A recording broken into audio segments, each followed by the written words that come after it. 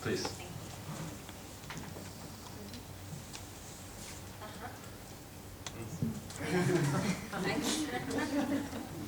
Well, hello. My name is Małgosia, and I want to introduce to you a very special guest tonight. His name is Hadrian. He's a project manager and a coach with over 15 years of experience. He runs projects as small as one-man show, right, and as big as 250 employees. So, outside of the workplace, he's a member of Toastmasters International since 2004. It's an association of public speaking clubs, right? And Hadrian has visited over 100 clubs worldwide and is obviously eager to grow its network even further. Now today we have Hadrian with us. We're at the opening of a new public club in WrocLove.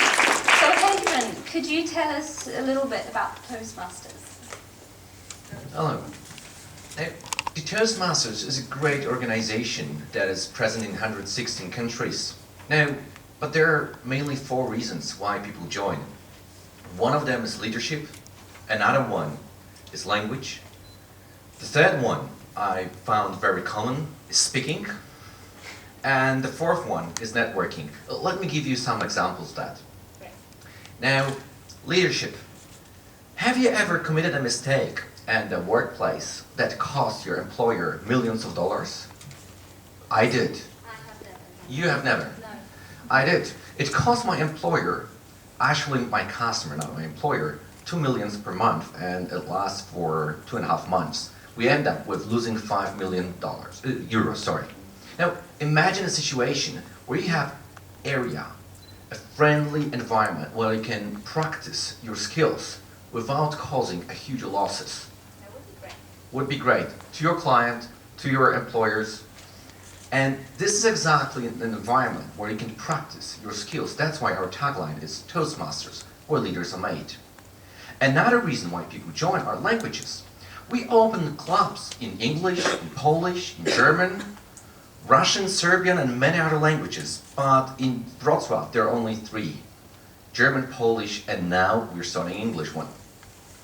And while you can use your language skills at a workplace, you rarely build up skills that help you to make a small chat like we now have together. So this is a place where you learn how to really practice your language in a real life situation.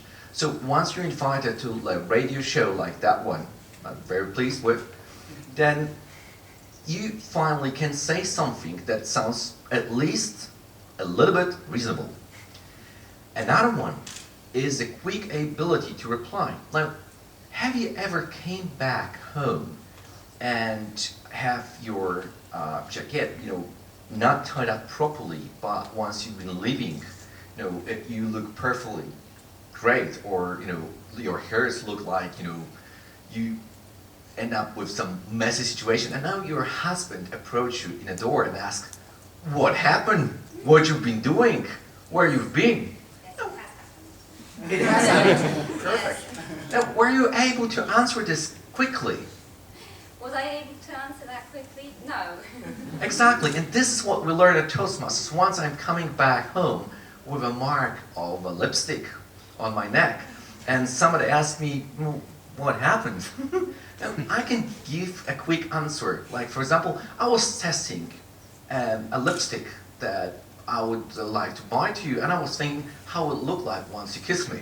Right. Good excuse. And or you meet people in an elevator, the most beautiful man you've ever seen. Yes. And you're trying to create a small talk with him. It's a little bit complicated. You feel a little bit embarrassed because he's so gorgeous, or she's so gorgeous. And you simply learn how to talk to people. And this brings me to the 4th one, the networking. Because once you get to know the people and you approach them in the lift, at the stairs, at a workplace, waiting for the bus, then you grow your network. In the same way, when we're visiting clubs anywhere worldwide, we enhance the network we have that we can later use for private or business purposes. So whether it's leadership, whether it's language, whether it's public speaking skills, or growing a network, Toastmasters is a place for most of us. So which one of these convinced you the most to come here? Well, I suppose all of them, because in fact I'm an introvert, I have to tell you.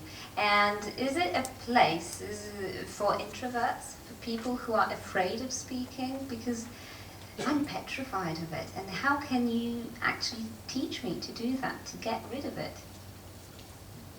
Actually, we all have it in us. All of us are introverts and extroverts. Like, for example, if somebody will ask whether I'm extrovert or introvert, most of the people will raise hand, yeah, extrovert. Introvert. Yeah, exactly. The psychologists will call me introvert and will call this extroverty as my way of protecting myself from somebody recognizing that I'm introvert, and I like to collect the thoughts, think about it before I present something, before I present myself, before people can see how I look in reality.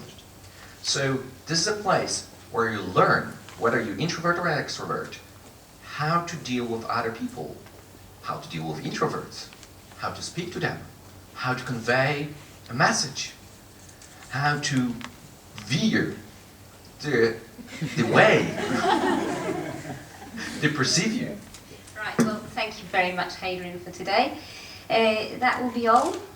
Well, let's hope we can all learn something from Toastmasters. Thanks. Bye. Thank you very much, Margaret.